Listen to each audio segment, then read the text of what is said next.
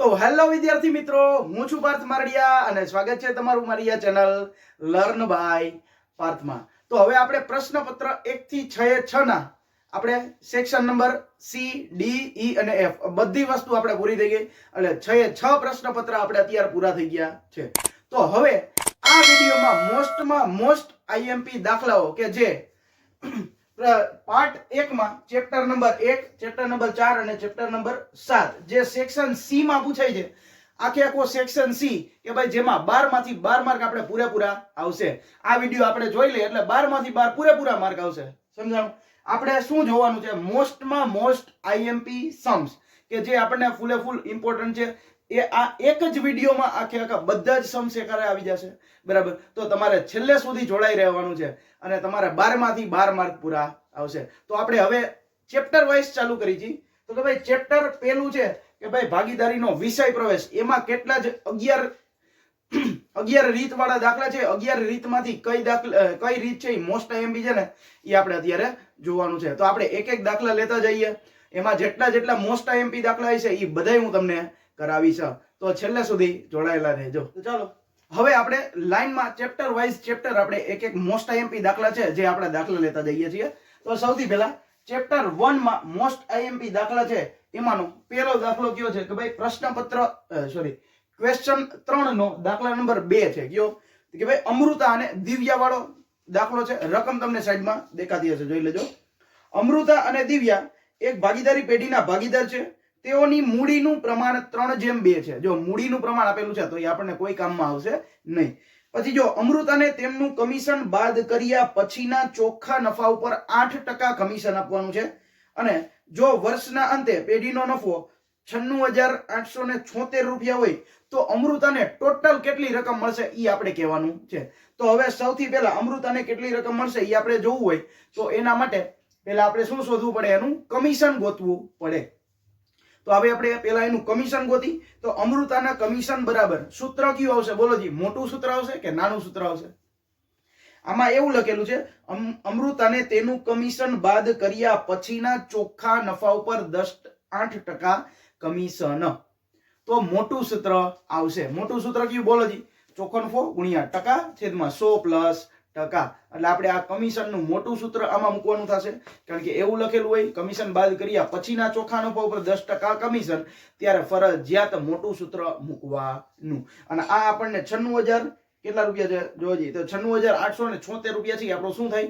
ચોખ્ખો નફો થાય.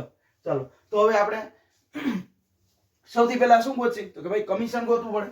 ચાલો કમિશન બરાબર શું લખવાનું? ચોખ્ખો નફો ગુણ્યા કમિશનના ટકા છેદમાં 100 પ્લસ કમિશનના ટકા. ચાલો આપણી પાસે ચોખ્ખો નફો છે. ચોખ્ખો નફો કેટલો છે? તો કે ભાઈ 96,876. 96,876 ગુણ્યા ટકા કેટલા છે? કે ભાઈ 8 અને છેદમાં 100 પ્લસ 8 એટલે છેદમાં 108 થઈ જાય. તો ચાલો 96,876 રૂપિયા છે. 96,876 ગુણ્યા 8 એટલે કેટલા થાય? 77 5,008 એટલે 7,75,008 રૂપિયા થાય. એને ભાંગા કેટલા કરવાના? 108 રૂપિયા કરવાના. તો ચાલો ભાંગા 108 રૂપિયા કરો જી એટલે કેટલા આવશે? 71,76 રૂપિયા. 71,76 રૂપિયા આવ્યું. જે શું આવ્યું? તો કે ભાઈ અમૃતાનું કમિશન આવ્યું. કે ભાઈ આટલું અમૃતાને કમિશન આપવાનું. અમૃતાને કમિશન. હવે અમૃતાને આપણે કમિશન તો આપણે ગોતી લીધું, પણ અમૃતાને ટોટલ કેટલી રકમ મળશે એ તો આપણે ગોતવાનું બાકી રહી ગયું. તો હવે જો આ કમિશન છે એ પેઢીનો ખર્ચો કહેવાય. બરાબર? એટલે આપણને જે ચોખ્ખો નફો છે એમાંથી આપણે ખર્ચો બાદ કરી નાખી. એટલે ચોખ્ખા નફામાંથી કમિશન બાદ કરી નાખી તો આપણને શું મળે? વહેંચણી પાત્ર નફો આપણને મળે. જે ભાગીદાર વચ્ચે શું કરવાનો હોય? વહેંચવાનો હોય. ચાલો તો હવે સૌથી પહેલા આપણે શું કરવાનું? તો કે ભાઈ ચોખ્ખા નફામાંથી આપણે કમિશન શું કરી નાખી? બાદ કરી નાખી.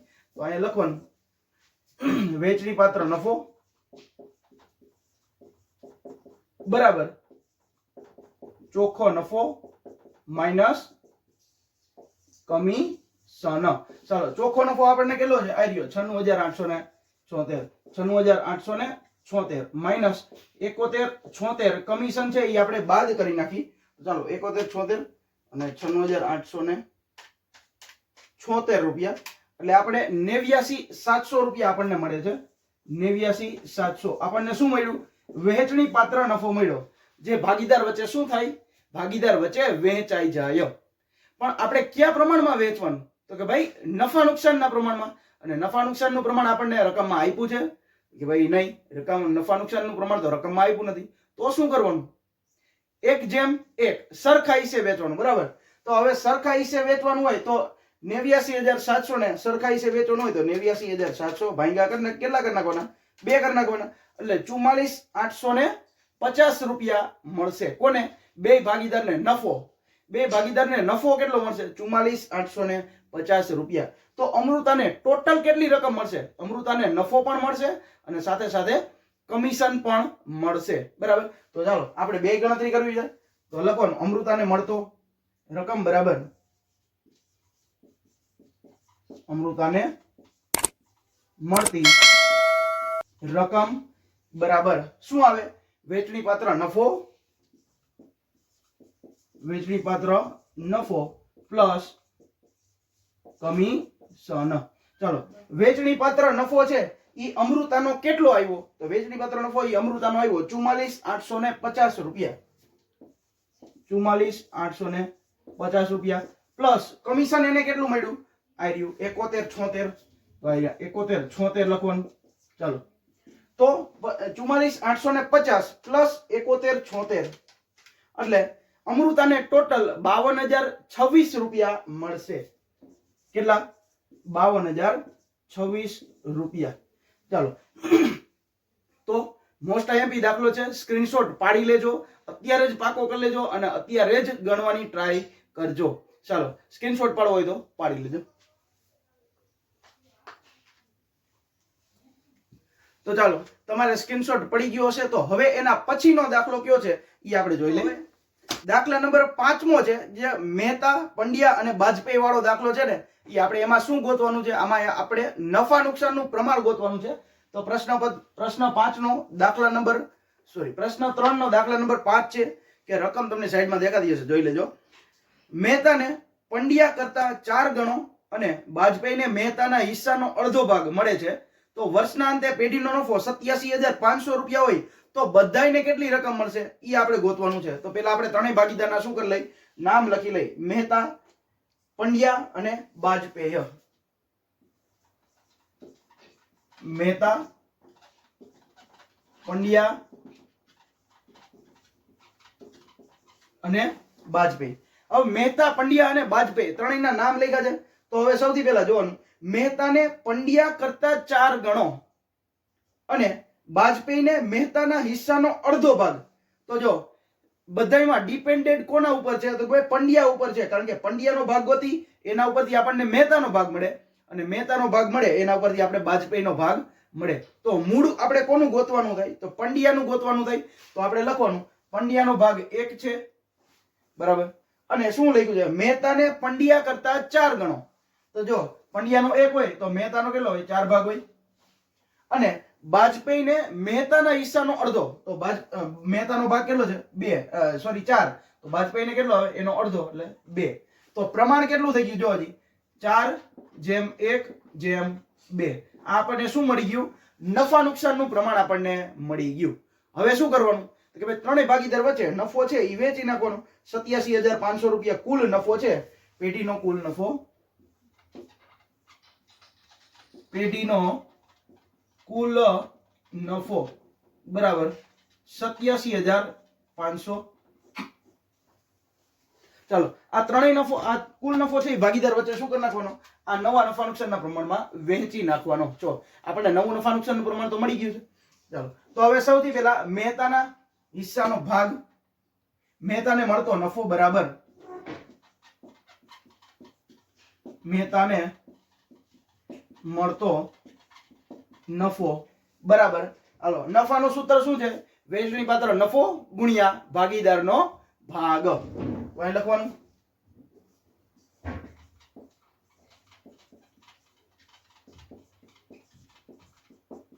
ગુણ્યા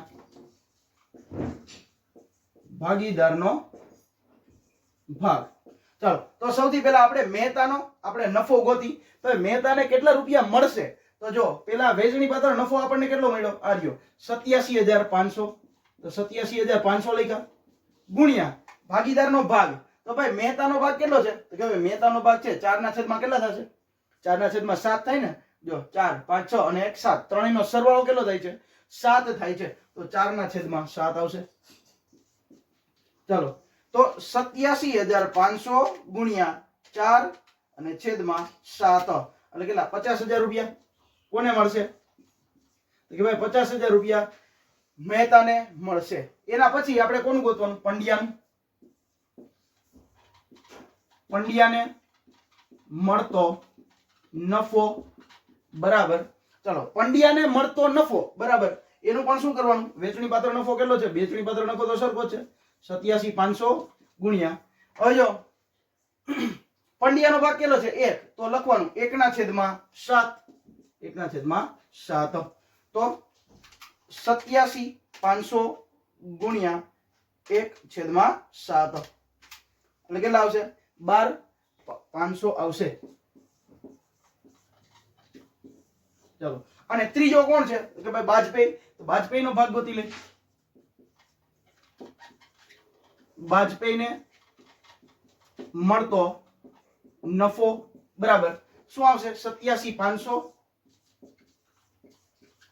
ગુણ્યા કેટલા આવશે? ભાગીદારનો ભાગ કેટલો છે? 2. તો 2/7 આવશે. ચાલો 87,500 ગુણ્યા 2/7 એટલે કેટલા? 25,000 રૂપિયા. જો ત્રણેય ભાગીદારનો ટોટલ કરો જી કેટલા રૂપિયા થાય? 50,000 અને 20 એટલે 70 ને 5 75,000 રૂપિયા. 75 ને 10 એટલે કેટલા? 85 અને 85 પ્લસ હજી 2500 એટલે 87 ને થઈ ગયા. એટલે આ રીતે 87,500 રૂપિયા છે એ ત્રણેય ભાગીદાર વચ્ચે શું થઈ ગયા? ડિવાઈડ થઈ ગયા. તો આ રીતે આપણે આખો દાખલો છે બરાબર મોસ્ટ એમપી દાખલો છે. સ્ક્રીનશોટ પાડી લેજો અને અત્યારે જ ગણી લેજો. ચાલો તો સ્ક્રીનશોટ પડી ગયો હશે. તો એના પછીનો જે નેક્સ્ટ દાખલો છે આઈએમપી એ આપણે ચાલુ કરીએ છીએ. તો એના પછીનો દાખલો તો જો એના પછીનો દાખલા નંબર 8 છે કે જે આપણે ઉપાડ પર વ્યાજ ગણવાનું બાકી રહી ગયું છે અને એની આપણે શું કરવાની છે? ભૂલ સુધારણા નોંધ. તો યાદ રાખવાનું. હવે જો લતા, ગીતા અને પ્રવીણા એક ભાગીદારી પેઢીના ભાગીદાર છે. હવે નફાની વહેંચણી કર્યા પછી એમને માલુમ પડ્યું કે ઉપાડ પર વ્યાજ તો ગણવાનું બાકી જ રહી ગયું. કેટલા રૂપિયા? જોવા જઈએ તો કે ભાઈ 2700 રૂપિયા, 1200 રૂપિયા અને 1500 રૂપિયા. તો આ રીતે આપણે ભૂલ સુધારણા નોંધ આપણે કરવાની છે. તો સૌથી પહેલા ત્રણેય ભાગીદારના નામ લખી નાખવાના: લતા, ગીતા અને પ્રવીણા. તો ચાલો અહીંયા લખવાનું લતા, ગીતા અને પ્રવીણા. હવે લતા, ગીતા અને પ્રવીણા. હવે જો ઘણા વિદ્યાર્થીઓને આ મોસ્ટ આઈપી દાખલો છે તો પણ આમાં ભૂલ કરે છે. શું? તો કે ભાઈ મૂડી પર વ્યાજ ક્યાં લખવું અને ઉપાડ પર વ્યાજ ક્યાં લખવું એને ખબર પડે નહીં. તો કરવાનું શું? મૂડી પર વ્યાજ છે એ પેઢી માટે ખર્ચો કહેવાય એટલે એને સૌથી પહેલા લખવામાં આવે અને ઉપાડ પર વ્યાજ છે એ પેઢી માટે આવક કહેવાય. શું કહેવાય? પેઢી માટે આવક કહેવાય. એટલે ક્યાં લખવાનું હોય? એ અહીંયા નીચે લખવાનું હોય. તો આપણે છે ઉપાડ પર વ્યાજ ગણવાનું છે તો ઉપાડ પર વ્યાજ છે એ આપણે નીચે લખવાનું હોય. ક્યાં લખવાનું હોય? અહીંયા નીચે આપણે લખી. ચાલો તો ઉપાડ પર વ્યાજ સૌથી પહેલા આપણે કેટલું આવ્યું? કેટલું લખવાનું બાકી રહી ગયું છે? તો અહીં લખવાનું ઉપાડ પર વ્યાજ કોનું કોનું છે જોવો જી. કે ભાઈ ઉપાડ પર વ્યાજ સૌથી પહેલા તો 2700 રૂપિયા, 1200 રૂપિયા અને 1500 રૂપિયા. 2700 રૂપિયા, 1200 રૂપિયા અને 1500 રૂપિયા. ચાલો તો હવે આ ત્રણેયનો સરવાળો કરો જી કેટલા રૂપિયા થાય? 2700 રૂપિયા, 1200 રૂપિયા અને 1500 રૂપિયા એટલે 5400 રૂપિયા ટોટલ થાય છે. તો અહીં લખવાના 5400 રૂપિયા. હવે આ આવ્યું શું? તો કે ભાઈ 5400 રૂપિયા છે. હવે ઉપાડ પર વ્યાજ ગણવાનું બાકી રહી ગયું છે એટલે ઉપાડ પર વ્યાજ છે એ ભાગીદાર પેઢીને ચૂકવે એટલે પેઢી માટે આવક થઈ અને પેઢી માટે આવકમાં પેઢીમાં આવકનો વધારો થાય તો નફામાં પણ વધારો થાય. તો આપણે ઉપર શું લખવું પડે? નફામાં વધારો. તો અહીં લખવાનું નફામાં વધારો. કેટલા રૂપિયા નફામાં વધારો થયો? તો કે ભાઈ 5400 રૂપિયા. તો અહીંયા આપણે 5400 રૂપિયા લખી નાખવાના. પછી કરવાનું શું? તો ભાઈ આ નફામાં વધારો છે તો નફો આપણે કયા પ્રમાણમાં વેચાય? તો કે ભાઈ ભાગીદારોના નફા નુકસાનના પ્રમાણમાં વેચાય. પણ હવે નફા નુકસાનનું પ્રમાણ આપણને રકમમાં આપ્યું છે? તો કે ભાઈ નફા નુકસાનનું પ્રમાણ રકમમાં તો આપ્યું નથી. તો શું કરવાનું? સરખે છે 1:1:1 ત્રણેયને 1:1:1 પ્રમાણમાં દઈ દેવાનું. ચાલો તો 5400 રૂપિયા એના સરખા 3 ભાગ કરો એટલે કેટલા આવશે? 1800 ને 1800 રૂપિયા આવે. તો અહીં લખવાના 1800 રૂપિયા, અહીંયા 1800 રૂપિયા અને અહીંયા 1800 રૂપિયા. ઘણા બધા વિદ્યાર્થીઓ શું ભૂલ કરે છે? તો કે ભાઈ અહીંયા માઇનસમાં આવતું હોય તો ઈ પ્લસમાં કરી નાખે અને આ બે માઇનસ કરી નાખે, અથવા તો આ માઇનસ કરી નાખે અને આ બે પ્લસ કરી નાખે. તો ઈ રીતના ભૂલ કરતા નહીં. હું શું કહું છું, આખો દાખલો તમારો ખોટો પડશે. મોસ્ટ આઈએમપી દાખલો છે, છતાં પણ કરવાનું શું? મૂડી પર વ્યાજ વાળો દાખલો પૂછ્યો હોય તો ઉપર લખવાનું, અને ઉપાડ પર વ્યાજ વાળો દાખલો પૂછ્યો હોય તો અહીંયા નીચે લખવાનું. સમજાણું? ચાલો હવે આપણે 1800 માંથી 2700 બાદ કરી. 1800 માઇનસ 2700 એટલે 900 રૂપિયા વધે. પણ કેવા આવે? માઇનસમાં આવે. બરાબર? ચાલો, અને 1800 માંથી 1200 બાદ કરીએ એટલે કેટલા વધે? 600 વધે. જ્યારે 1800 માંથી 1500 આપણે બાદ કરીએ તો કેટલા વધે? 300 વધે. એટલે જેટલો માઇનસમાં જવાબ આવે એટલો જ શું આવે? પ્લસમાં જવાબ આવે. યાદ રાખવાનું, જેટલો માઇનસમાં જવાબ આવે એટલો જ પ્લસમાં જવાબ આવે. હવે કરવાનું શું? જે માઇનસમાં આવે એને ઉધાર કરવાનું, કાઉન્સમાં હોય એને ઉધાર કરવાનું, અને કાઉન્સમાં ન હોય એને શું કરી નાખવાનું? જમા કરી નાખવાનું ભૂલ સુધારણા નોંધમાં. તો અહીં લખવાનું, અહીંયા ઉધાર, આ બે શું થશે? જમા અને જમા. તો ભૂલ સુધારણા નોંધ કઈ રીતના કરવાની? તો જો લતાના મૂડી ખાતે ઉધાર, તે ગીતા અને પ્રવીણાના મૂડી ખાતે શું કરી નાખવાનું? જમા કરી નાખવાનું. તો અહીં લખવાનું, લતાના મૂડી ખાતે ઉધાર, તે ગીતાના મૂડી ખાતે, તે પ્રવીણાના મૂડી ખાતે. ચાલો હવે લતાનું મૂડી ખાતું, લતાના કેટલા રૂપિયા છે? 900 રૂપિયા. અને ગીતાના કેટલા રૂપિયા છે? 600 રૂપિયા. તો જમા બાજુ 600 રૂપિયા. અને કોના? પ્રવીણાના 300 રૂપિયા. આ રીતે બે બાજુ 900 રૂપિયા થશે. ચલો, આ થઈ આપણી ભૂલ સુધારણા નોંધો. અહીંયા ઉપર લખવાનું ભૂલ સુધારણા નોંધો. સમજાણું? તો સ્ક્રીનશોટ પાડી લેજો.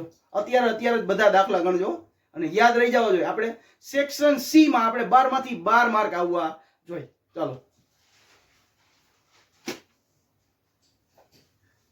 તમારે સ્ક્રીનશોટ પડી ગયો હશે. તો હવે એના પછીનો નેક્સ્ટ દાખલો આપણે જોઈશું, આઈએમપી વાળો દાખલો. ચાલો હવે છેલ્લો દાખલો, જે 11મો દાખલો છે, એની રકમ તમને સાઈડમાં દેખાતી હશે, જોઈ લેજો. એ બી અને સી વાળો દાખલો છે.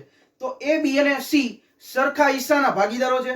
તેમની મૂડી આપણને આપેલી છે. મૂડી કેટલી છે? કુલ મૂડી કે ભાઈ 4,50,000 રૂપિયા કુલ મૂડી છે. અને તેમની મૂડીનું પ્રમાણ પણ આપણને આપી દીધું છે 1:3:2. તો પેઢીની મૂડી પર વાર્ષિક 9% લેખે વ્યાજ ચૂકવવાનું છે. બરાબર?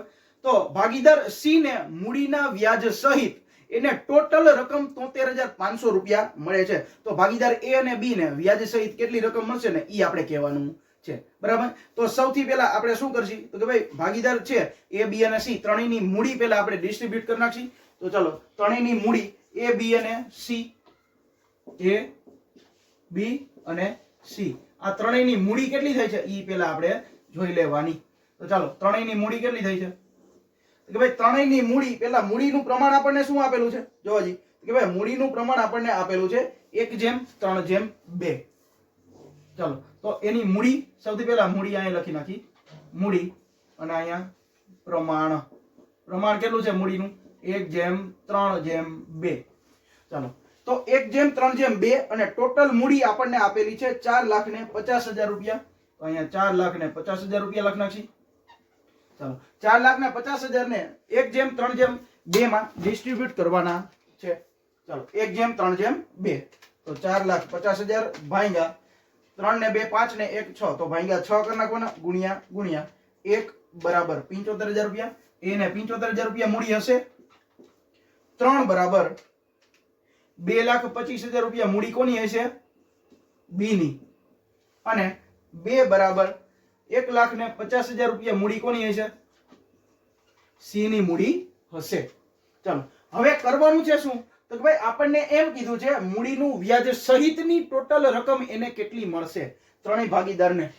બરાબર, તો આનું તો સી નું તો આપણને આપી દીધું છે કે ભાઈ મૂડીના વ્યાજ સહિતની એને ટોટલ આપણને રકમ મળશે 73,500 રૂપિયા આપણને રકમ મળશે. ચાલો ભાગીદાર સી ને રકમ મળશે. તો સૌથી પહેલા મૂડી પર વ્યાજ આપણે કેટલા ટકા છે જોજી કે ભાઈ મૂડી પર વ્યાજ આપણે 9% ગણવાનું છે. તો અહીં લખવાનું મૂડી પર વ્યાજ 9%. મૂડી પર વ્યાજ 9%. તો સૌથી પહેલા ત્રણેય પોતપોતાના ભાગના 9% કરી નાખવાના. 75,000 ગુણ્યા 9% કેટલા આવશે? 67,50. પછી 2,25,000 રૂપિયા ગુણ્યા 9% કેટલા આવશે? 20,250. અને 1.5 લાખ રૂપિયા ગુણ્યા 9% એટલે કેટલા આવશે? 13,500. ચાલો આ ત્રણેયનું મૂડી પર વ્યાજ છે કે ભાઈ આટલું વ્યાજ છે એ ત્રણેય ભાગીદારને મળશે. બરાબર, તો હવે ભાગીદાર સી ને મૂડીના વ્યાજ સહિત અને નફો આ બે સહિતની એને કેટલી રકમ મળે છે? 73,500 રૂપિયા મળે છે. 73,500 રૂપિયા. હવે ઘણા બધા વિદ્યાર્થીઓને અહીંયા જ ભૂલ થાય છે. શું કરે છે? આ ત્રણે ત્રણનો 1.5 લાખ રૂપિયા અને આ 13,500 અને અહીંયા જે નફો આવે એ ત્રણેયનો સરવાળો કરીને અહીં નીચે મૂકી દે. પણ એ રીતે કરવાનું હોય નહીં. શું કામ? કારણ કે આ 73,500 માંથી આપણે 13,500 જે અમાઉન્ટ છે એ બાદ કરવાની હોય. પછી કેટલા રૂપિયા વધે એ આપણે જોવાના હોય. તો કે ભાઈ 73,500 માઇનસ 13,500 એટલે 60,000 રૂપિયા વધે. એ આને શું મળતો હશે? નફો મળતો હશે. તો ભાગીદાર સી ને 60,000 રૂપિયા મળે છે. બરાબર, કયા પ્રમાણમાં? તો કે ભાઈ આ ત્રણેયનું પ્રમાણ આપણને આપેલું છે. તો કે ભાઈ નહીં, કાંઈ આપેલું નથી, ખાલી મૂડીનું પ્રમાણ એક જ આપેલું હતું. તો શું ગણવાનું? સરખા હિસ્સે 1:1:1. તો ત્રણેયને સરખો જ નફો મળતો હોય છે. બરાબર, તો ભાગીદાર સી ને 60,000 રૂપિયા મળે છે નફાના. તો ભાગીદાર એ અને ભાગીદાર બી ને પણ કેટલા જ મળતા હશે? 60,000 રૂપિયા જ મળતા હશે. તો બે નામાં લખી નાખવાનું 60,000 રૂપિયા. આના પણ લખી નાખવાનું 60,000 રૂપિયા. લખવાનું શું અહીંયા? ભાઈ નફો. અને અહીંયા લખવાનું નફા સહિતની કુલ મળતી રકમ. હવે કરવાનું શું? કે ભાઈ બધાયનો સરવાળો કરી નાખવાનો. વાત થઈ ગઈ પૂરી. તો ચાલો અહીંયા આવશે 66,750. અહીંયા કેટલા આવશે? 80,250. તો આ રીતે ત્રણેય ભાગીદારને રકમ મળે છે. પણ ભાગીદાર એ અને બી ને 66,750 અને ભાગીદાર બી ને 80,250 રૂપિયા મળશે. બરાબર, તો આ ઘણા બધા વિદ્યાર્થીઓ શું કરે કે ભાઈ આ બે ની છે ની ખતવણી સોરી ભૂલ સુધારણા નોંધ કરે છે. પણ આ વિડીયોમાં ભૂલ સુધારણા નોંધ ન હોય આ દાખલામાં. બરાબર, તો અહીંયા આટલામાં જ દાખલો પૂરો થઈ જાય. બરાબર, તો સ્ક્રીનશોટ પાડવો હોય તો તમે પાડી લેજો.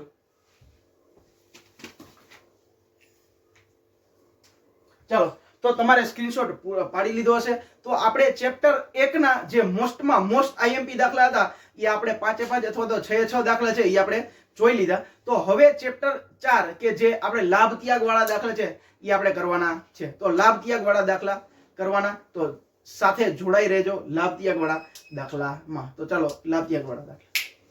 તો ચાલો હવે દાખલા ચેપ્ટર નંબર 4 ના આપણે દાખલા કરવાના છે લાભ અને ત્યાગ વાળા. આપણે 2 દાખલા મોસ્ટ આઈએમપી 4 દાખલા મોસ્ટ આઈએમપી છે, એમાંથી 2 વાળા ત્યાગના છે અને 2 દાખલા લાભના છે. જે આપણે મોસ્ટ આઈએમપી દાખલા છે. જો દાખલા નંબર સૌથી પહેલા 5મો છે.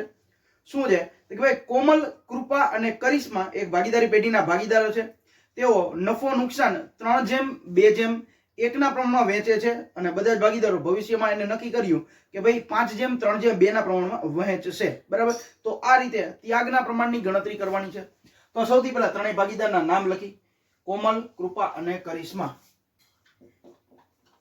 કોમલ, કૃપા અને કરિશ્મા.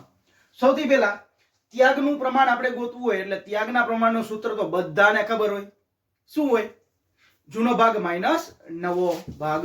ત્યાગનું પ્રમાણ બરાબર જૂનો ભાગ માઈનસ નવો ભાગ. તો સૌથી પહેલા આપણે જૂનો ભાગ લખવો પડે અને પછી આપણે શું લખવો પડે? નવો ભાગ લખવો પડે. ચાલો, તો સૌથી પહેલા જૂનો ભાગ કેટલો છે એ બેના જોવાનો.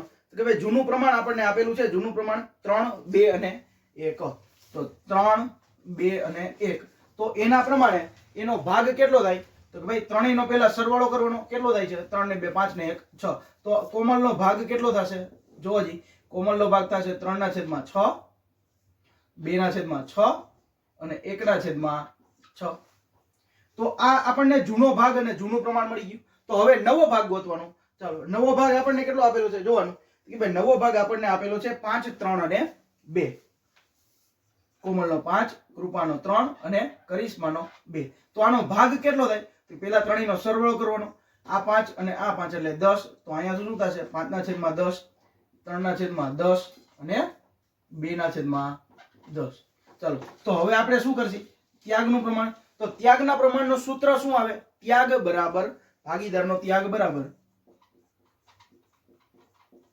ભાગીદારનો ત્યાગ બરાબર શું આવે જૂનો ભાગ માઈનસ નવો ભાગ ચાલો સૌથી પહેલા આપણે કોનું કૃપાનું ગોતી સોરી કોમલનું ગોતશી તો અહીં લખવાનું કોમલ બરાબર કોમલનો જૂનો ભાગ શું હતો આઈ રહ્યો 3/6 માઈનસ નવો ભાગ કેટલો છે આઈ રહ્યો 5/10 કરવાનું શું પેલા નીચે 10 6 60 10 તેરી 30 માઈનસ 6 પંચાને 30 તો શું આવે છે 0/60 ચાલો પછી કોમલ હવે કૃપાનું ગોતી કૃપા બરાબર કૃપાનો ભાગ કેટલો છે જોજી જૂનો ભાગ પેલા 2/6 નવો ભાગ કેટલો છે 3/10 તો સૌથી પહેલા આમાં એમ જ છેદમાં તો સરખા જ આવશે 60 10 દુ ને 20 6 તેરી 18 તો લખવાનું 2/60 સોરી 2/60 અને એ જ રીતે હવે આપણે કોનું કરિશ્માનું ગોતવાનું કરિશ્માનો સૌથી પહેલા જૂનો ભાગ કેટલો છે 1/6 1/6 લખી માઈનસ નવો ભાગ કેટલો આવ્યો 2/10 તો અહીં 2/10 લખી છેદમાં તો 60 જ આવશે અહીંયા 10 6 60 તો 10 એકા 10 6 દુ ને 12 તો કેટલા આવશે -2/60 જો હવે શું સમજવાનું તો કે ભાઈ જ્યારે આપણે ત્યાગ ગોતતા હોય અને માઈનસમાં જવાબ આવે તો એને શું કહેવાય ઈ ભાગીદાર લાભ કરતો હોય એમ કહેવાય તો અહીંયા કરિશ્માનો માઈનસ આવ્યો તો એ શું કરે છે લાભ કરે છે અને આ શું કરે છે ભાગીદાર કૃપા ત્યાગ કરે છે અને કોમલ છે એનો 0 આવ્યો એટલે આપણે શું સમજવાનું ઈ ભાગીદાર છે ઈ લાભ પણ કરતો નથી અને ત્યાગ પણ કરતો નથી સમજાણું એટલે આ રીતે આખો દાખલો છે ત્યાગનો દાખલો અને હવે આપણે એના પછીનો જે છે છઠ્ઠો દાખલો સચિન રાહુલ અને રોહિત વાળો દાખલો ઈ પણ આપણે જોઈ લઈએ તો સચિન રાહુલ અને રોહિત એક પેઢીના ભાગીદાર છે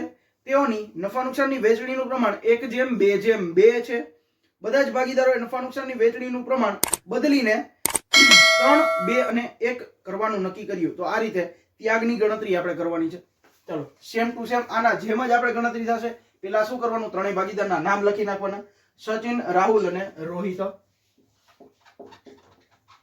સચિન રાહુલ અને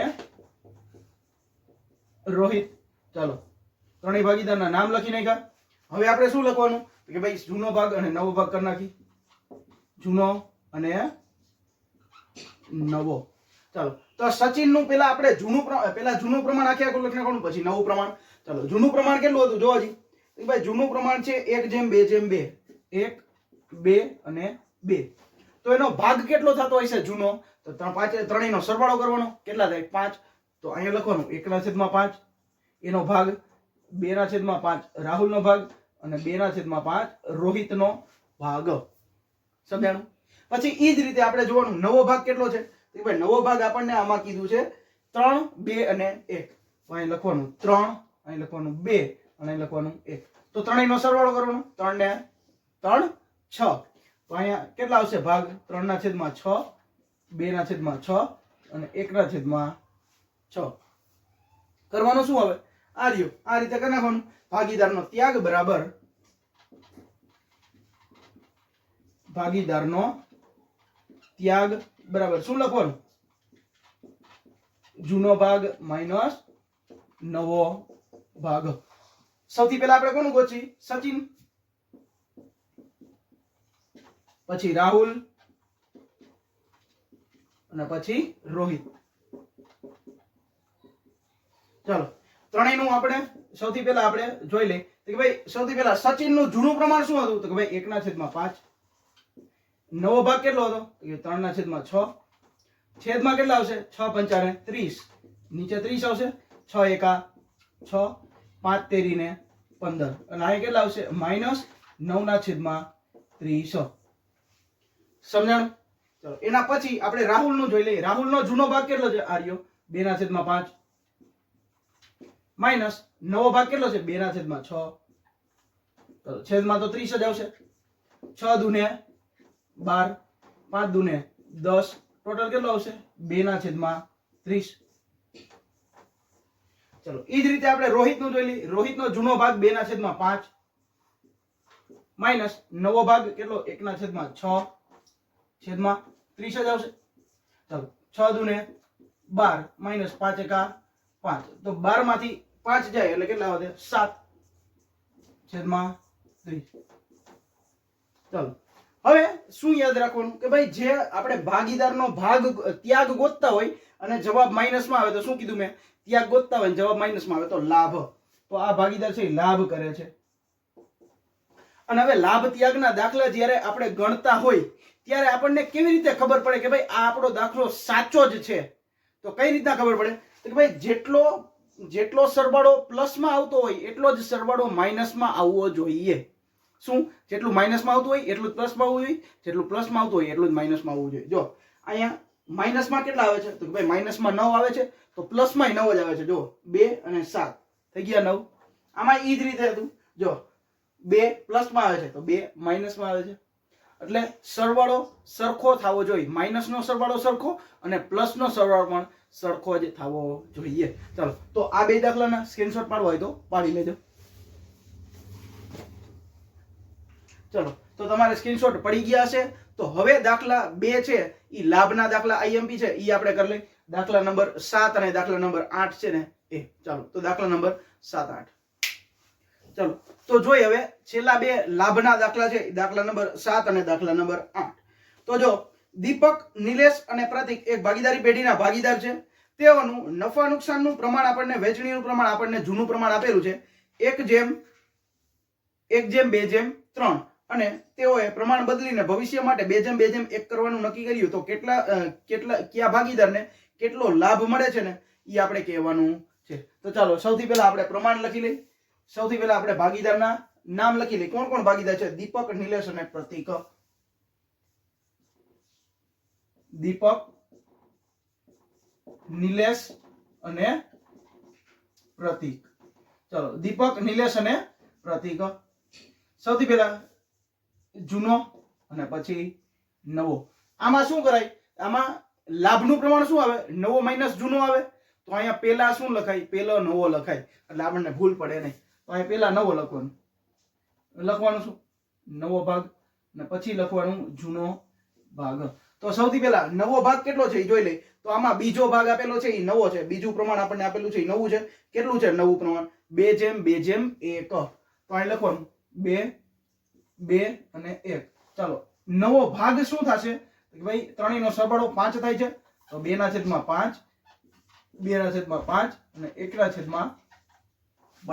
હવે જો નવું પ્રમાણ આપણું શું છે? તો કે ભાઈ નવું પ્રમાણ આપણે જોઈ લેવાનું 1:2:3. તો લખવાનું 1, 2 અને 3. તો ત્રણેયનો સરવાળો કેટલો થાય છે? 6. તો અહીં લખવાનું 1/6, 2/6 અને 3/6. ચાલો તો આપણને શું મળી ગયું? નવું પ્રમાણ, નવો ભાગ અને જૂનું પ્રમાણ, જૂનો ભાગ. આ બધી વસ્તુ મળી ગઈ આપણે. તો હવે શું કરી નાખીએ? આપણે જોઈ લઈએ આપણે શું કોનું શું થાય છે. તો લાભનું આપણે દાખલો ગણવો હોય તો લાભનું સૂત્ર શું થાય? ભાગીદારનો લાભ બરાબર શું આવે? નવો ભાગ માઇનસ જૂનો ભાગ. તો અહીં લખવાનું ભાગીદારનો લાભ બરાબર નવો ભાગ માઇનસ જૂનો ભાગ. ચાલો સૌથી પહેલા આપણે કોનું ગોતવાનું? દીપક. હવે દીપકનો નવો ભાગ કેટલો છે? તો એ આપણે ઉપર જ જોઈ લઈએ. દીપકનો નવો ભાગ 2/5 નવો ભાગ જૂનો ભાગ કેટલો છે એનો 1/6. ચાલો છેદમાં કેટલા આવશે 6 પંચાને 30 જ આવશે. 6 દુને 12, 5 એકાને 5. ઓકે છેદમાં કેટલા આવશે 12 માંથી 5 એટલે 7/30. પછી કોનો ભાગ વધશે નિલેશનો. ચાલો નિલેશનો સૌથી પહેલા નવો ભાગ કેટલો છે 2/5 માઈનસ જૂનો ભાગ કેટલો છે 2/6. ચાલો છેદમાં કેટલા આવશે 30 જ આવશે. 6 દુને 12, 5 દુને 10, 12 માંથી 10 જાય એટલે કેટલા 2/6 કેટલા આવશે 30. ચાલો અને હવે છેલ્લે પ્રતીક.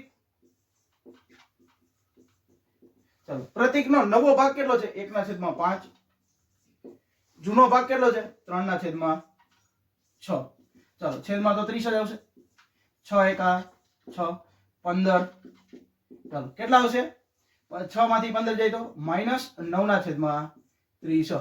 જો હવે આપણે જ્યારે લાભ ગોતતા હોય અને ત્યારે જવાબ માઇનસમાં આવે તો એને શું કહેવાય ત્યાગ કરતો હોય એમ કહેવાય. તો આપણે લાભનું પ્રમાણ ગોતી છીએ અને જવાબ માઇનસમાં આવ્યો તો આને શું કહેવાય ત્યાગ કહેવાય. બરાબર ત્યાગ કહેવાય. અને મેં બીજું શું કીધું કે ભાઈ આપણો દાખલો સાચો જ છે એ કઈ રીતના ખબર પડે જેટલો જ સરવાળો પ્લસમાં આવતો હોય એટલો જ સરવાળો ક્યાં આવે માઇનસમાં આવતો હોય. તો ચાલો અહીં જોઈ લેવાનું 7 ને 2 9 અને 9 પ્લસમાં છે અને 9 ક્યાં છે માઇનસમાં છે. તો આપણો દાખલા નંબર 7મો છે એ આખો સાચો છે. બરાબર તો આપણે દાખલા નંબર 8 જોઈ લઈ. ચલો તો દાખલા નંબર 8 માં શું છે કે ભાઈ રાજુ, હસુ અને સંજુ એક ભાગીદારી પેઢીના ભાગીદારો છે. તેમની વચ્ચે નફાની વહેંચણીનું પ્રમાણ કેટલું છે પેલા જૂનું પ્રમાણ હતું 5, 4 અને 3 અને બધા જ ભાગીદારોએ મળીને નફા નુકસાનની વહેંચણીનું પ્રમાણ બદલીને કેટલું કરી નાખ્યું 2, 2 અને 1. તો આ રીતે આના ઉપરથી આપણે લાભનું પ્રમાણ ગોતવાનું છે. તો ચાલો પેલા ત્રણેય ભાગીદારના નામ લખી નાખી રાજુ, હસુ અને સંજુ. રાજુ, હસુ અને સંજુ. ચાલો લખવાનું શું સૌથી પહેલા નવો લખાય અને પછી શું લખાય જૂનો લખાય. ચાલો તો સૌથી પહેલા નવો શું છે જોઈ લે. ચલો નવો ભાગ શું છે તો એ આપણે જોઈ લેવાનું. નવો ભાગ કેટલો છે આપણને આપ્યો છે તો કે ભાઈ નવો ભાગ છે આપણે 2, 2 ને 1. 2, 2 અને 1 આવ્યો છે તો અહીંયા લખવાનું 2, 2 અને 1. તો એનું ભાગ શું થાય એનો તો ભાઈ ત્રણેયનો સરવાળો કેટલો થાય 5. તો અહીંયા લખવાનું 2/5, 2/5 અને 1/5. પછી જૂનો ભાગ આપણે જોઈ લેવાનો. જૂનો ભાગ શું છે ત્રણેયનો કે ભાઈ જૂનો ભાગ પહેલા હતો એનો કેટલો કે ભાઈ 5, 4 અને 3 હતો. તો અહીં લખવાનું 5, અહીં લખવાનું 4 અને અહીં લખવાનું 3. તો 5 ને 4 9, 10, 11 ને 12 ટોટલ 12 થાય છે. તો અહીં કેટલા આવશે એનો ભાગ શું થશે 5/12, 4/12 અને 3/12. સમજાણું.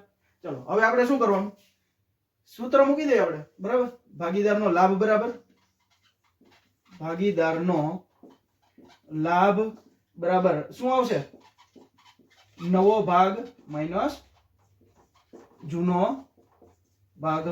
ચાલો તો સૌથી પહેલા રાજુ નું ગોત લઈ. રાજુ બરાબર શું આવશે રાજુનો નવો ભાગ કેટલો છે 2/5. જૂનો ભાગ કેટલો છે 5/12. ચાલો 12 પંચાને 60 છેદમાં તો 60 જ આવશે. 12 દુને 24 માઈનસ 55 ને 25 એટલે કેટલા 24 માંથી 25 જાય તો કેટલા આવશે -1/60. એવી જ રીતે આપણે હસુનું જોઈ લઈએ. હસુ બરાબર હસુનો નવો ભાગ કેટલો છે 2/5. જૂનો કેટલો છે 4/12. ચલો છેદમાં તો 60 જ આવશે. 12 દુને 24 માઈનસ 20 એટલે કેટલા આવશે 24 માંથી 20 જાય એટલે કેટલા વધે બોલો જી કેટલા આવશે 4/60. ચલો અને એ જ રીતે આપણે કોનું ગોતશી હજી સંજુનું. સંજુ બરાબર ચાલો સંજુનો નવો ભાગ કેટલો છે નવો ભાગ 1/5 અને જૂનો ભાગ કેટલો છે આર્યો 3/12. છેદમાં કેટલા આવશે 60 જ. 12 એકા 12 માઈનસ 5 તેરી ને 15 એટલે 12 માંથી 15 જાય તો કેટલા વધે -3/60. હવે જો શું કીધું તું બે કન્ડિશન હતી. પહેલી કન્ડિશન કે ભાઈ લાભ હોય અને જવાબ માઈનસમાં આવે તો શું કહેવાય ત્યાગ કહેવાય. તો આ ભાગીદાર રાજુ અને ભાગીદાર સંજુ આ બે શું કરે છે? ત્યાગ કરે છે. તો અહીં લખવાનું ત્યાગ, અહીંયા પણ લખવાનું ત્યાગ. અને જે પ્લસમાં આવતો હોય એ શું કરતો હોય? એ લાભ જ કરતો હોય. કન્ડિશન બીજી શું? તો કે ભાઈ આપણો દાખલો સાચો જ છે એ કઈ રીતના ખબર પડે? તો કે ભાઈ પ્લસમાં સરવાળો સરખો આવે, માઇનસમાં સરવાળો સરખો આવે. તો માઇનસમાં જોવો જી, માઇનસમાં 1 અને માઇનસમાં 3 એટલે માઇનસમાં 4 થઈ ગયા અને આપણને પ્લસમાં પણ કેટલા આપ્યા છે? 4 આપ્યા છે. તો આપણો આખો દાખલો સાચો. બરાબર. તો તમારે આ બેનો દાખલાનો સ્ક્રીનશોટ પાડવો હોય તો તમે પાડી લેજો.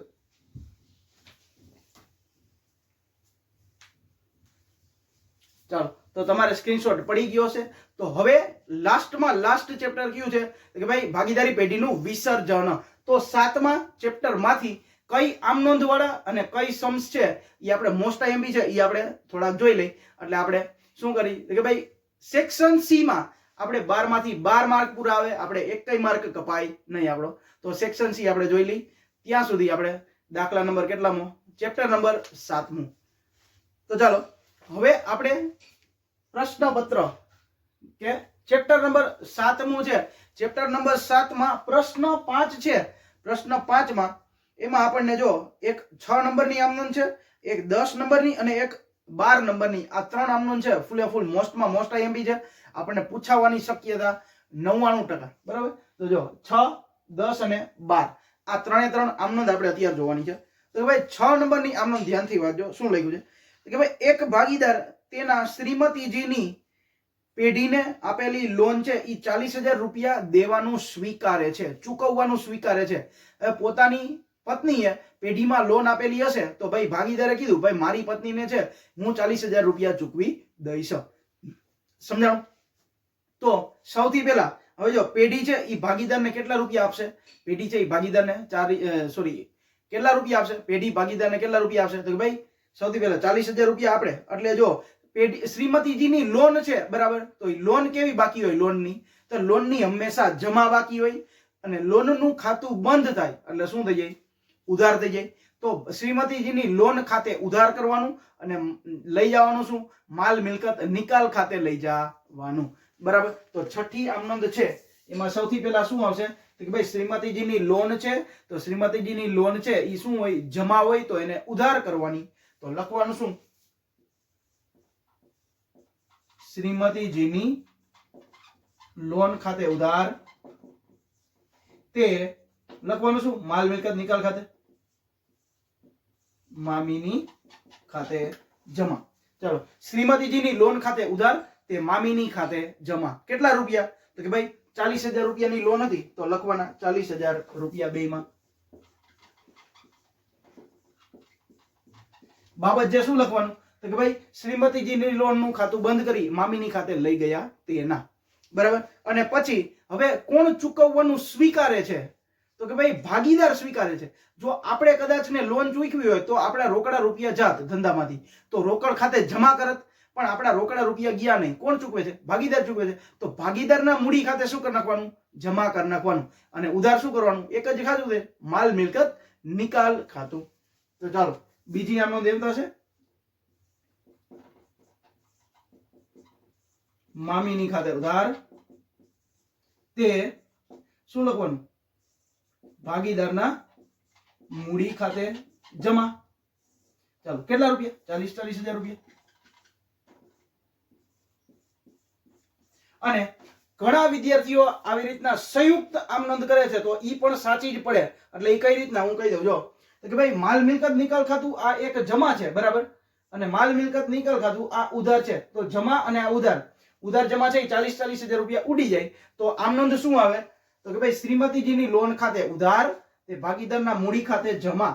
આ રીતે એક આમનોંધ કરે તો પણ દાખલો સાચો પડે. આમનોંધ આખી સાચી પડે. બરાબર. ચાલો એના પછી કેટલામું છે? તો કે ભાઈ એના પછી આપણને કેટલામું છે? 10મું. તો 10મું આપણે જોઈ લઈએ. 10મું શું છે? તો કે ભાઈ કોઈ એક ભાગીદાર છે એ પેઢીના વિસર્જનની કાર્યવાહી કરવાની જવાબદારી સ્વીકારે છે. તેના બદલામાં તેને મહેનતાણા પેટે કેટલા રૂપિયા મળે છે? 20,000 રૂપિયા મળે છે. અને પેઢીનો ખર્ચો થાય છે 12,000 રૂપિયા. પેઢીનો ખર્ચો કેટલો થાય છે? 12,000 રૂપિયા. તો રોકડા 12,000 રૂપિયા જાશે તો રોકડ ખાતે જમા આવે. બરાબર. પછી ભાગીદાર પેઢી ભાગીદારને કેટલા રૂપિયા આપે છે? તો કે ભાઈ પેઢી ભાગીદારને 20,000 રૂપિયા આપે છે ટોટલ. કે ભાઈ પેઢીએ ભાગીદારને કીધું આલે તારા 20,000 રૂપિયા તું રાખ, તને વિસર્જન કરવાનો તને બધો ખ્યાલ આવે છે, તને આખી વિસર્જનની વિધિ તને ખબર છે, તો હું તમને પેઢી છે એ તને 20,000 રૂપિયા આપે છે, આમાંથી તું તારો ખર્ચો પણ કાઢી લેજે અને વિસર્જન ખર્ચ પણ ચૂકવી દેજે. તો વિસર્જન ખર્ચ થયો એમાંથી 12,000 રૂપિયા. તો 20,000 માંથી 12,000 રૂપિયા બાદ કરી તો કેટલા વધે? 8,000 રૂપિયા. તો આ 8,000 રૂપિયા છે એને વિસર્જન કર્યું તો એની મહેનત તો લાગી છે ને, તો એના મહેનતના રૂપિયા 8,000 રૂપિયા. એટલે કરવાનું શું? તો કે ભાઈ મહેનતના રૂપિયા 8,000 એટલે શું? સૌથી પહેલા રોકડા જાય છે, રોકડા જાય તો જમા. રોકડ ખાતે જમા કેટલા? 12,000 રૂપિયા. ભાગીદારના મૂડી ખાતે 8,000 રૂપિયા. અને ઉધાર શું કરવાનું? એક જ ખાતું છે, માલ મિલકત નિકાલ ખાતું. ચાલો તો અહીં લખવાનું મામીની ખાતે ઉધાર કેટલા રૂપિયા? ટોટલ 20,000 રૂપિયા. તે રોકડ ખાતે રોકડા જાય છે શેના? તો કે ભાઈ વિસર્જન ખર્ચના રોકડા રૂપિયા જાય છે. કેટલા? તો કે ભાઈ વિસર્જન ખર્ચ 12,000 રૂપિયા થયો, તો અહીં લખવાનું 12,000 રૂપિયા. તે ભાગીદારના મૂડી ખાતે. તો આ ભાગીદારના મૂડી ખાતે છે એ કેટલા રૂપિયા લખાશે? તો આ બેનો ડિફરન્સ કેટલા? 8,000 રૂપિયા. 8,000 રૂપિયા છે ને, તો કે ભાઈ ભાગીદારે વિસર્જન કર્યું તો એની મહેનત તો લાગી હોય ને, તો એના મહેનતના 8,000 રૂપિયા. ચાલો સમજાણું? જેટલો ઉધાર હોય એટલું જ સામે શું હોય? જમા હોય. તો આ રીતે આખો દાખલો થાય. પછી દાખલા નંબર 12 જોઈ લઈ. દાખલા નંબર 12 ની આમ નોંધ શું છે ને એ કે ભાઈ આરબીઆઈ ભાગીદારો વચ્ચે નફા નુકસાનની વહેંચણીનું પ્રમાણ 3:2:1 છે, એકના પ્રમાણમાં થાય છે અને નીચેની બાકીઓનો નિકાલ કરવાનો છે. તો સૌથી પહેલું આપણને સામાન્ય અનામત આપેલું છે. તો કે ભાઈ સામાન્ય અનામત આપેલું હોય તો એ શું કરવાનું હોય? સામાન્ય અનામતની કેવી બાકી હોય? તો કે ભાઈ સામાન્ય અનામતની જમા બાકી હોય. તો સામાન્ય અનામતનું ખાતું બંધ થાય એટલે શું થઈ જાય? ઉધાર થઈ જાય. જમા હોય તો એને શું કરવાનું? ઉધાર કરવાનું. અને સામાન્ય અનામત છે એ આપણો એકત્રિત નફો છે, તો એ શું કરવાનું હોય? ભાગીદાર વચ્ચે વહેંચાઈ જાય. તો ચાલો ભાગીદાર વચ્ચે વહેંચાઈ જાય એટલે શું કરવાનું? સામાન્ય અનામત ઉધાર કરી નાખવાની. સામાન્ય અનામત ખાતે ઉધાર, તે ભાગીદાર આરબી અને આઈ ના મૂડી ખાતે શું કરી નાખવાનું? જમા કરી નાખવાનું. તો ચાલો અહીં લખવાનું શું લખ્યું છે? સામાન્ય અનામત છે ને, હા, સામાન્ય અનામત ખાતે ઉધાર ટોટલ કેટલા રૂપિયા છે? 18,000 રૂપિયા. ચાલો જમા શું કરવાનું? કોને મળશે? ત્રણેય ભાગીદારને, આર બી અને આઈ. તો તે લખવાનું તે આર ના મૂડી ખાતે, તે બી ના મૂડી ખાતે, તે આઈ ના મૂડી ખાતે. હવે 18,000 રૂપિયા છે એને ચૂકવવાનું કઈ રીતના કીધું છે? તો ભાઈ 3:2:1 ના પ્રમાણમાં ઈ નફો નુકસાન વેચે છે.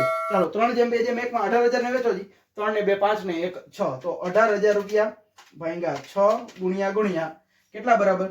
3 બરાબર 9,000 રૂપિયા આર ને મળશે. 2 બરાબર 6,000 રૂપિયા બી ને મળશે. અને આઈ બરાબર 3,000 રૂપિયા કોને મળશે? આઈ ને મળશે. આ રીતે 18,000 રૂપિયા શું થઈ જશે?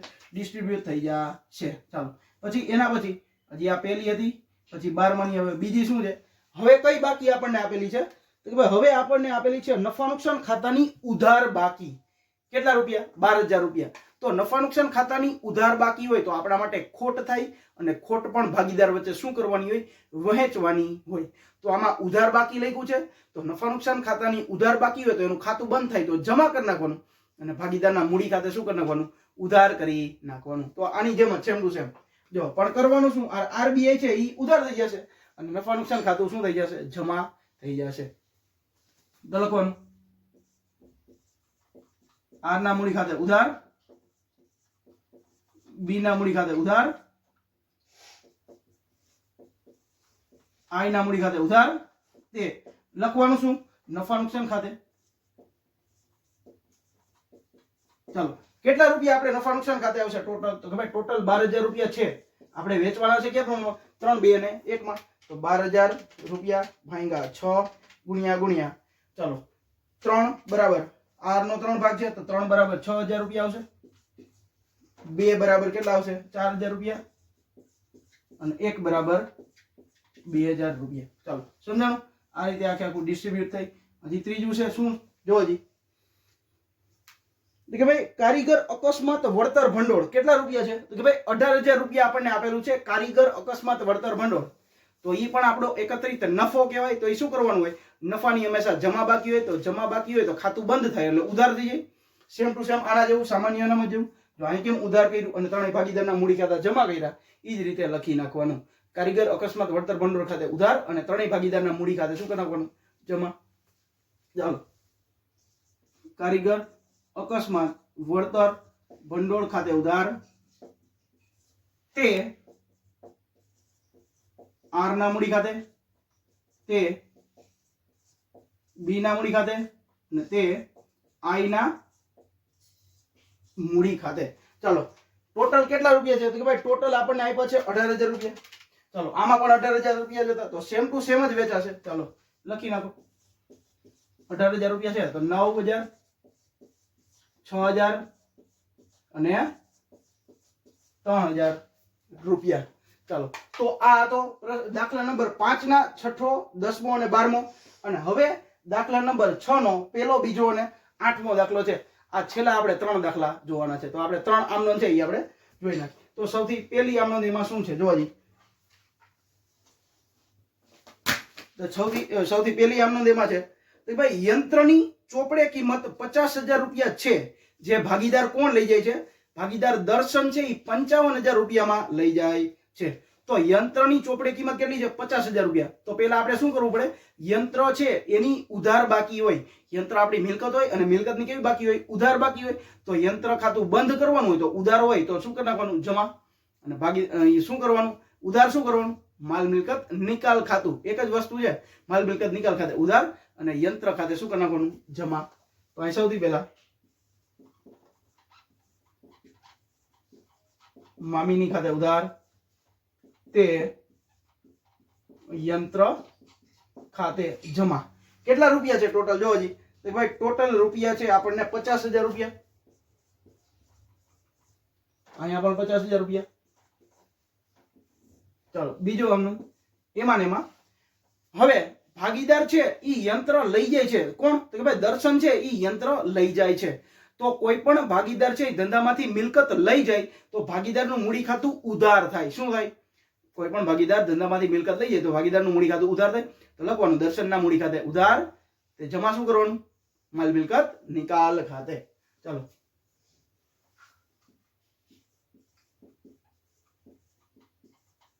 દર્શનના મૂડી ખાતે ઉધાર તે મામીની ખાતે. ચાલો, કેટલા રૂપિયા આવશે? કેટલા રૂપિયામાં લઈ જાય છે? તો કે ભાઈ ઈ લઈ જાય છે 55,000 રૂપિયામાં. તો અહીં લખવાનું 55,000 રૂપિયા. અહીંયા પણ 55,000 રૂપિયા. ચાલો, સમજાણું? પણ હવે ઘણા બધા સંયુક્ત આમનોંધ કરે છે તો ઈ પણ સાચી પડે. કઈ રીતના? તો કે ભાઈ આપણે આમાં પહેલામાં કર્યું તો એમ જ, જો આ મામીની ખાતું ઉધાર છે અને આ મામીની ખાતું જમા છે તો ઉધાર જમા ઉડી જાય. તો આમનું શું થાય? દર્શનના મૂડી ખાતે ઉધાર અને યંત્ર ખાતે શું કરી નાખવાનું? ડાયરેક્ટ જમા કરી નાખો તો પણ આખો આમનોંધ સાચી પડે. સમજાણું? ચાલો, તો હવે આપણે બીજું કરવાનું છે. એમાં બીજું શું છે જોવાજી કે ભાઈ દેવી ઊંડી 15,000 રૂપિયા ભાગીદાર બીમલ ચૂકવવાનું સ્વીકારે છે. આમાં પણ સંયુક્ત આમનોંધ થશે પણ આપણે આખી જ આમનોંધ કરશી. જો શું દેવી ઊંડી છે એ 15,000 રૂપિયા કોણ ચૂકવવાનું સ્વીકારશે? બીમલ. તો સૌથી પહેલા દેવી ઊંડી હોય આપણી જવાબદારી કહેવાય. તો જવાબદારીની જમા બાકી હોય તો ખાતું બંધ થાય એટલે એને ઉધાર કરવાનું હોય. દેવી ઊંડી જમા હોય તો દેવી ઊંડી શું કરી નાખવાનું? ઉધાર કરી નાખવાનું. તો દેવી ઊંડી ખાતે ઉધાર અને જમા શું કરવાનું? એક જ વસ્તુ છે, માલ મિલકત નિકાલ ખાતું. તો લખવાનું દેવી ઊંડી ખાતે ઉધાર તે મામીની ખાતે. કેટલા રૂપિયા આવશે જોજી? તો ભાઈ 15,000 રૂપિયા અને અહીંયા પણ 15,000 રૂપિયા. હવે કોણ ચૂકવવાનું સ્વીકારે છે? તો ભાઈ બીમલ ચૂકવવાનું સ્વીકારે છે. જો આપણે કદાચ ને ચૂકવા હોય તો આપણે રોકડા ધંધામાંથી જાય તો જમા, રોકડ ખાતે જમા કરત. પણ આ કોણ ચૂકવે છે? બીમલ ચૂકવે છે. તો બીમલના મૂડી ખાતે જમા કરી નાખવાનું. અને ઉધાર એક જ વસ્તુ, માલ મિલકત નિકાલ ખાતું. તો લખવાનું મામીની ખાતે ઉધાર તે બીમલના મૂડી ખાતે. ચાલો, ભાગીદાર માલ મિલકત નિકાલ ખાતે ઉધાર તે ભાગીદાર બિમલના મૂડી ખાતે કેટલા રૂપિયા? 15,000 રૂપિયા. હવે આમાં પણ સંયુક્ત આમ નોંધ થાય. કઈ રીતના? તો કે ભાઈ માલ મિલકત નિકાલ ખાતું આ જમા છે, માલ મિલકત નિકાલ ખાતું આ ઉધાર છે, તો ઉધાર જમા બે ઉડી જાય. તો સાઈ શું? દેવી ઊંડી ખાતે ઉધાર તે ભાગીદારના મૂડી ખાતે જમા. આ દેવી ઊંડી છે એ ભાગીદારે ચૂકવી દીધી, બરાબર. દેવી ઊંડી ખાતે ઉધાર અને ભાગીદાર બિમલ છે એના મૂડી ખાતે જમા કરી નાખો તો પણ આખી આમ નોંધ સાચી પડે. ચલો હવે કેટલામું? 8મું. 8મું ને છેલ્લું આપણે જોઈ લઈએ. તો શું લખ્યું છે? ચોપડે પાઘડી દર્શાવેલ નથી, ચોપડે પાઘડી બતાવેલી નથી, છતાં પણ વિસર્જન ખર્ચના કેટલા રૂપિયા, છતાં પણ કેટલા રૂપિયા ઉપજ્યા? 20,000 રૂપિયા ઉપજ્યા. શું છે? પાઘડી છે એ આપણે ચોપડે દર્શાવેલી નથી. પાઘડીની કેવી બાકી હોય? તો પાઘડીની ઉધાર બાકી હોય, આપણી મિલકત છે, બરાબર. તો પાઘડી છે એ શું કરવાની હોય? જમા કરવાની હોય. ક્યારે? પણ જો એમાં ચોપડામાં દર્શાવેલી હોય તો. આમાં શું કીધું? ચોપડામાં દર્શાવેલી નથી તો પેલી આમ નોંધ તો થશે જ નહીં. બીજી આમ નોંધમાં શું કીધું? કે ભાઈ પાઘડીના છે એ 20,000 રૂપિયા ઉપજ્યા એટલે રોકડા ધંધામાં આવ્યા. તો રોકડા ધંધામાં આવે તો ઉધાર, રોકડ ખાતે ઉધાર અને જમા શું કરવાનું? એક જ વસ્તુ, માલ મિલકત નિકાલ ખાતે. તો લખી નાખવાનું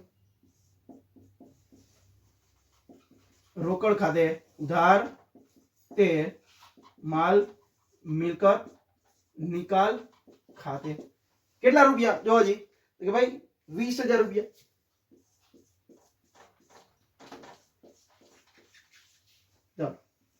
હવે આમાં એ કઈ અઘરી લાગે એવી છે? આમ જોઈ લઈ.